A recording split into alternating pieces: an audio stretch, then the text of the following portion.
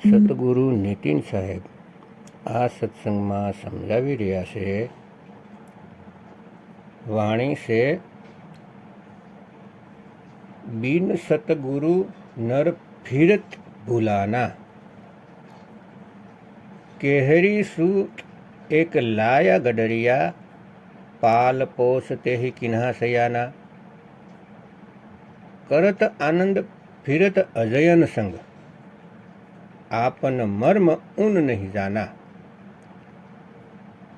एक केहरी जंगल से आयो, ताको देख बहुत खिसियाना, पकड़ तुरंत भेद समझायो, अपन रूप देख मुस्काना.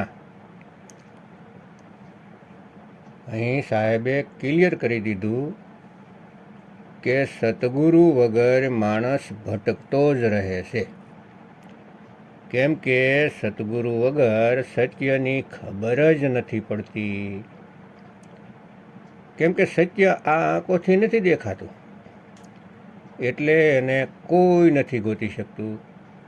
અને જે આંખોથી દેખાય છે તે જડવત માયા છે, જે હંમેશા બદલતી રહેશે. એટલા માટે એક સતગુરુની જરૂરત પડે છે, જે તમને એનો ભેદ બતાવે છે, જે ખુલ્લી આંખથી નથી દેખાતા. અને તે ભેદ કોઈ સામાન્ય માણસ નથી બતાવી શકતા.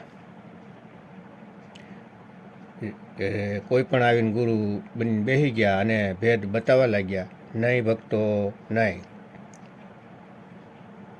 એ તો ફક્ત બંદીછોડ પરમાત્મા જ આવીને બતાવે છે. બાકી કોઈ એવો સમર્થ નથી કે તે ભેદ બતાવી શકે. ફક્ત તે બંદીછોડ એવા ખોજી સંતને, જે દિલ સાફ હોય, જેના અંદર કપટ ન હોય, જેને માયા બિલકુલ વિચલિત ન કરી શકતી હોય, તેવા સંતને આવીને મળે છે. જે એકદમ શુદ્ધ હોય છે, તેને આવીને ભેદ બતાવે છે. અને તે સંત દ્વારા આગળ પંથ ચલાવે છે. તો બધી મહિમા બંદી છોડની છે. બાકી કોઈ ભેદ નથી જાણતા. બધા જ ભરમમાં ફરે છે અને બીજાને પણ ભરમમાં જ નાખે છે. તો વાણી કહે છે કે એક ભરવાડને જે ઘેટા બકરા રાખે છે, તેને જંગલમાં એક સિંહનું બચ્ચું મળી જાય છે. તેને લઈને તે પોતાના ઘેટા બકરાની સાથે પાળવા લાગે છે. બકરીની સાથે સાથે સિંહનું બચ્ચું મોટું થાય છે અને ઘેટા બકરાની સાથે રહે છે.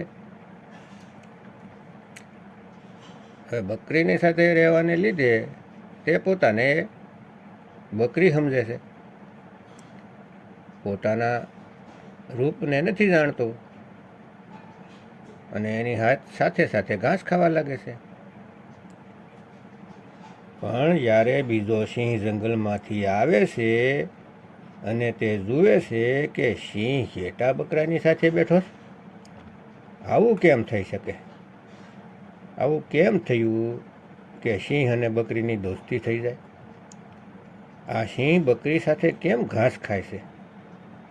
તો એ સમજી જાય છે કે તે પોતાનું રૂપ ભૂલી ગયો છે. તેને નથી ખબર કે હું કોણ છું. એટલે તે જંગલનો સિંહ આ સિંહને પકડીને તેને ભેદ સમજાવે છે. પકડ તુરત ભેદ સમજાયો, આપન રૂપ દેખ મુસ્કાયો. પોતાનું રૂપ જ્યારે મેળવે છે, ભેદને સમજીને પોતાનું અસલી સ્વરૂપને જાણી જાય છે, તો ખૂબ જ મુસ્કરાય છે, ખૂબ ખુશ થાય છે. કેમ કે તેને સમજમાં આવી જાય છે કે ઓહો, આ છે મારું અસલી સ્વરૂપ. અને હું ઘેટા બકરા સાથે ઘાસ ખાઈ રહ્યો હતો. તો બસ ભક્તો, આવા જ હાલ આપણા છે. આપણે પોતાનું અસલી સ્વરૂપને નથી જાણી રહ્યા, કેમ કે આપણને આપણું નિજ રૂપ દેવાવાળા સતગુરુ નથી મળી રહ્યા. આપણને મંત્રના જાપમાં ફસાવાવાળા ગુરુ તો મળી રહ્યા છે, એટલા માટે આપણે હંમેશા બંધનમાં રહી જઈએ છીએ. સાહેબ કહે છે કે જ્યારે તેને પોતાના રૂપની ખબર પડી ગઈ તો તેને પોતાની ભૂલનો અહેસાસ થાય છે અને પોતાના અસલી રૂપ મળી જવાથી તેના અંગ અંગમાં આનંદ છવાઈ જાય છે. આગળ કહેશે કે જ્યો મૃગના ભી કસ્તુરી, સો મૂર્ખ ઢૂંઢે સૌગાના, કરી ઉપવાસ સહુ દિશા દેખે, યહ સુગંધ કહાં સે આના. જેવી રીતે મૃગની નાભીમાં કસ્તુરી છે અને તે મૂર્ખની જેમ જંગલમાં ભટકતો રહે છે કે ખુશ્બુ ક્યાંથી આવે છે, એવી રીતે માણસ પોતાની પાસે તે વસ્તુને નથી ગોતી રહ્યો અને જાય છે. ક્યારેક મંદિરમાં જાય છે, ક્યારેક મસ્જિદમાં જાય છે, ક્યારેક ચર્ચમાં જાય છે, ક્યારેક ગુરુદ્વારામાં જાય છે. આમ જ ભટકી ભટકીને પોતાનું જીવન બરબાદ કરી દે છે, જ્યારે તે વસ્તુ તેના જ ઘટમાં છે. તેરા સાईं તુજ મેં હે, જાગ શકે તો જાગ. એટલે સાહેબ કહેશે, આત્મજ્ઞાન બિના નર ભટકે, કભી મથુરા કભી કાશી, જલ મેં મીન પ્યાસી, મોહે દેખત આવે હાંસી. જ્યાં સુધી કોઈ ભેદી ગુરુ નથી મળતા ત્યાં સુધી આપણને આપણું નિજ રૂપ નથી મળી શકતું. ગુરુ તો લાખો મળી જશે, પણ એવા ગુરુ કે જેને પોતાના રૂપની ખબર જ નથી, જે પોતાને આંખ કાન મોઢું ચહેરો સમજી રહ્યા છે અને તમને પણ એવી આશામાં ફસાવી દેશે કે અંત સમયે ગુરુજી લેવા આવશે, મારા રૂપમાં પરમાત્મા લેવા આવશે, કેમ કે સબદ ગુરુની તો ખબર જ નથી. તેને દેહ ગુરુનું જ જ્ઞાન છે. સાહેબ કહેશે, ગુરુવા તો ઘર ઘર ફિરે, કોળી કેર પસાસ, અપને રૂપ કી ખબર નહીં ઓર શિષ્યકરણ કી આસ. હવે પોતાના રૂપની તો ખબર નથી કે અસલી રૂપ શું છે અને શિષ્ય બનાવવામાં લાગ્યા છે. પોતાના રૂપની ખબર નથી તો શિષ્યને શું રાખ આપશે?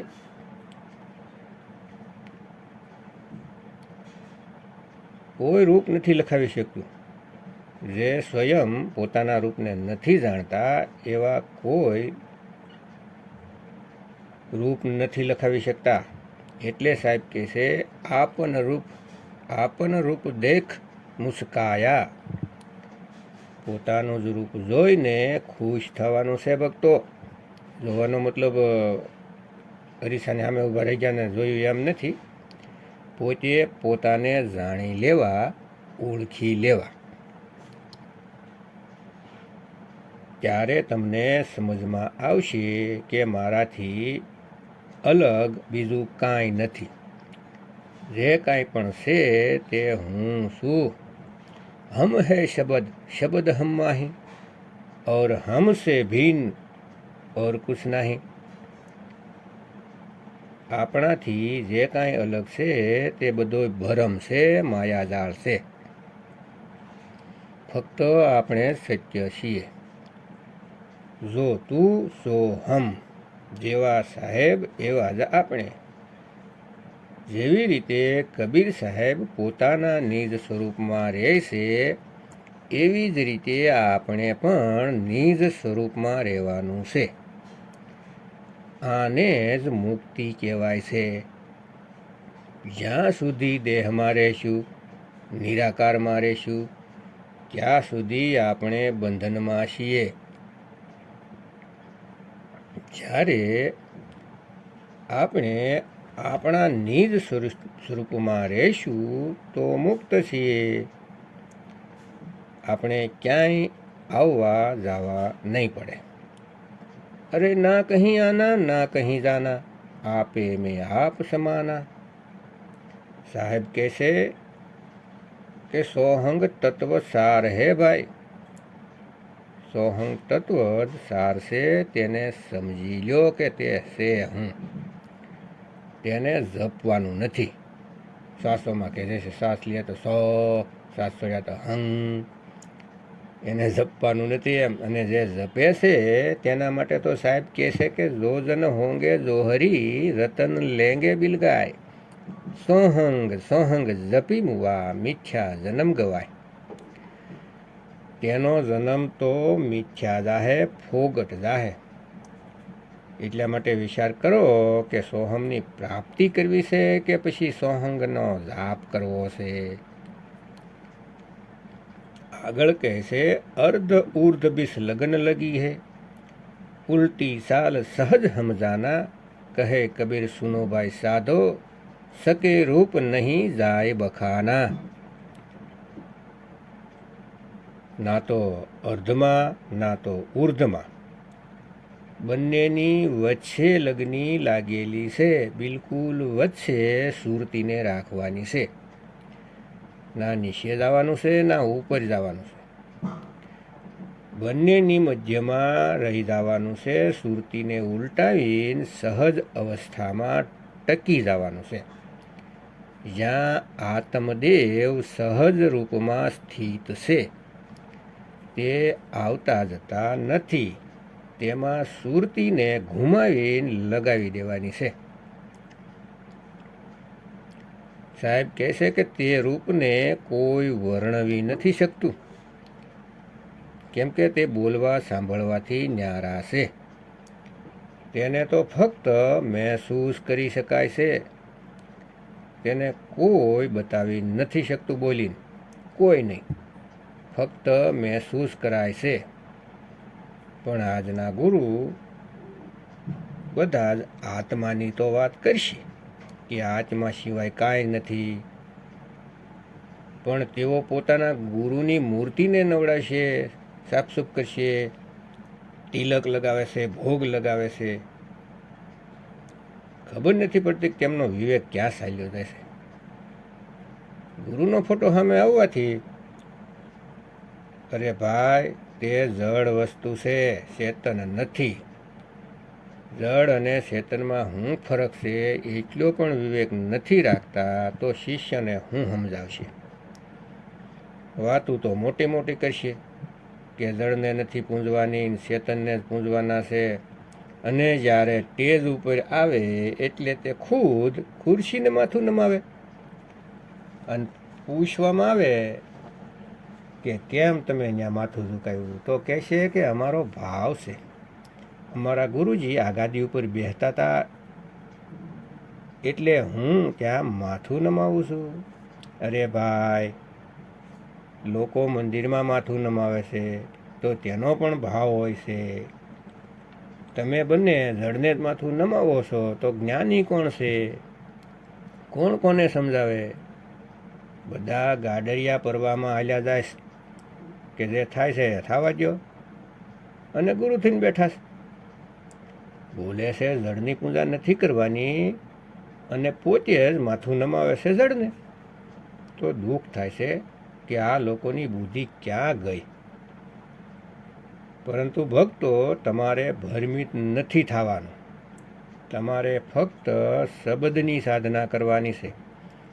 તેના સિવાય ક્યાંય પણ સુરતી નથી લગાવવાની. નહીતર 84માં જ જવું પડશે. કેમ કે સુરતી અંત સમયમાં જ્યાં હશે ત્યાં જ જશે. જો મૂર્તિમાં સુરતી હશે તો પથ્થરોમાં કીડા બનીને રહેશો, યાદ રાખજો. અને જો ફોટાની પૂજા કરતા હશો તો છીપકલી બનીને ફોટાની આજુબાજુ આટાફેરા કરશો અને ફોટાની પાછળ સારી ઉંમર વિતાવશો. તો ભક્તો ભરમજાળમાંથી બહાર નીકળી જાઓ. શબ્દ ગુરુ સિવાય ક્યાંય સુરતી નથી લગાવવાની. પછી ભલે તમારા ગુરુનો ફોટો હોય તો તે પણ જડ છે, ત્યાં સુરતી ન લગાવી. ગુરુના ફોટાની આગળ દીવાબત્તી પૂજા નથી કરવાની. અરે તમારા ગુરુ તમારા માથા ઉપર બિરાજે છે, તેને જાણી લ્યો, એને ઓળખી લ્યો. गुरु को सिर पे राखिए चलिए आज्ञा माही, कहे कबीरता दास को तीन लोक भय नाही. જ્યારે ગુરુ આપણા માથા પર બિરાજે છે તો પછી તમે ક્યાં જાઓ છો? તમે ફક્ત ગુરુના શરણમાં ધ્યાન રાખો ભક્તો. जिसके सिर ऊपर तू साईं सो दुख कैसा पावे. આ દુનિયાવી સુખ દુઃખના ચક્કરમાં ન ફસાવ. આ એક જ સ્વપ્નું છે અને બધાયનું સપનું તૂટે છે. બુદ્ધિમાન તે છે જે આ સપનું તૂટ્યા પહેલાં પોતાના અસલી ઘરે પહોંચી જાય અને જે આ સપનામાં કરોડપતિ થવા ઈચ્છે છે, સુખી થવા ઈચ્છે છે, તેની આશા આ સપનામાં જ લાગી જાય છે, એટલે કે આ સંસારમાં જ લાગી જાય છે અને ફરી પાછું આ સપનામાં આવવું પડશે વખતો. જેમ કે કેદીને ફાંસીની સજા થવાની છે તો તે જેલમાં સુખ સુવિધા નથી માગતા કે મને સારા કપડાં આપવામાં આવે, સારું ભોજન ખવડાવવામાં આવે, પણ તે એક જ વિનંતી કરે છે કે મને અહીંયાથી જવા દો, મને છોડી દો. ભલે મને 10 દિવસ ભૂખ્યા રાખો પણ મને બહાર જવા દો, અહીંયાથી નીકાળો.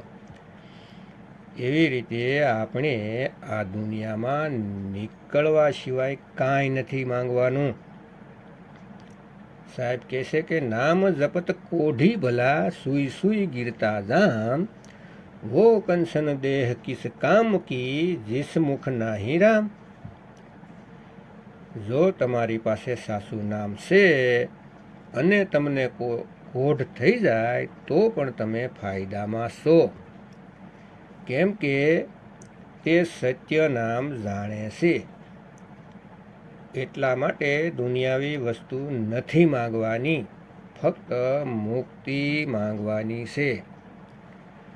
अरे बिन मांगे मोती मिले, मांगे मिले न भीख, और मांगन से मरना भला, यह सतगुरु की सीख, यह सतगुरु की सीख.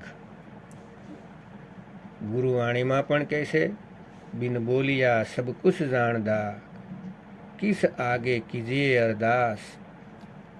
કોની પાસે અરદાસ કરો છો? તે બધું જ જાણે છે કે તમારે શું જોઈએ છે. તેના નામને યાદ કરો. જે તમારા માટે ભલું હશે એ તમને જરૂર આપશે. તેના ઘરમાં કોઈ કમી નથી. તો પણ ફક્ત ને ફક્ત મુક્તિ જોઈએ, બીજું કાંઈ નહીં. જ્યારે આ સમજમાં આવી જાય તો તમે આનંદમાં રહેવાનું શીખી જાઓ. તો ભક્તો વિવેક લગાવો. સમય મળ્યો છે, મનુષ્ય શરીર મળ્યું છે તો સતગુરુ નીતિન સાહેબના સત્સંગ સાંભળો. યુટ્યુબમાં કહત કબીર સુનો ભાઈ સાધો નીતિન દાસ સર્ચ કરશો એટલે સત્સંગ આવશે. ક્રમવાઇઝ એકથી શરૂ કરી અને સત્સંગ સાંભળો, વારંવાર સાંભળો, કેમ કે પછી વારંવાર આ શરીર મળવાનું નથી. એટલા માટે સત્સંગને વારંવાર સાંભળી અને જીવને મુક્ત કરવાનો રસ્તો મેળવી લ્યો. જય ગુરુ નીતિન સાહેબ, જય ગુરુ વૈરાગ સાહેબ, જય ગુરુ મદન સાહેબ, જય જય મુક્તિના દાતા કબીર સાહેબની જય.